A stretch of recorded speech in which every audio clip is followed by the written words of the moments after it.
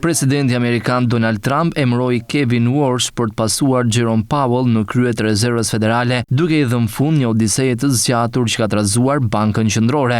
Vendimi kulmon një proces që zyrtarisht filloi verën e kaluar, por që ka filluar më herët se kaq, me Trump që nisi një breshëri kritikash kundër Rezervës Federale të udhëhequr nga Powell, pothuajse që kur ai mori detyrën në vitin 2018. E njoh Kevinin për një periudhë të gjatë kohore dhe nuk kam dyshim se ai do të mbahet mend si nga kryetarët më të shkëlqyer të Rezervës Federale, ndoshta më i miri, tha Trump në një postim në Truth Social. Warsh tani do të përballet me konfirmimin e Senatit. Nëse votohet, ai do të marrë përsipër pozicionin në maj, kur të skadojë mandati i Powell. Warsh do të zërë pozicionin e bordit guvernatorëve që aktualisht mbahet nga guvernatori Stephen Miran, mandati i cilit skadoi të shtunën. Miran mund të vazhdojë të shërbejë derisa të emërohet një zëvendësues. Tregjet e aksioneve reaguan minimalisht ndaj këtij lajmi, por humbësit më të mëdhenj ishin ari dhe argjendi. Kontratat spot të argjendit ranë me rreth 28% në $85 për oncë, duke shnuar ditën më të keqe që nga marsi i vitit 1980, ndërsa ari ra me rreth 9% pra nivelit të $4.880. Në anën tjetër, indeksi që mat ecurinë e dollarit amerikan përballë shportës me 6 monedat kryesore ndërkombëtare u rit me 0.8%.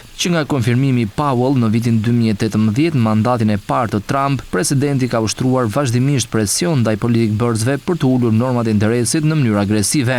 Edhe me tre uljet një pas njëshme në pjesën e dytë të vitit 2025, Trump vazhdoi sulmet, madje duke akuzuar Powell për tejkalimin e kostove gjatë rinovimit së listë Rezervës Federale në Washington. Vendimi i Trump për të emëruar Warsh vjen në një nga momentet më të pasigurta për Bankën Qendrore Amerikane, me inflacionin që nuk është mposhtur plotësisht, huamarrjen qeveritare që po përshkallëzohet dhe vetë Rezervën Federale që përballet me një presion të pazakontë politik mbi mënyrën se si zhvillon politikën monetare.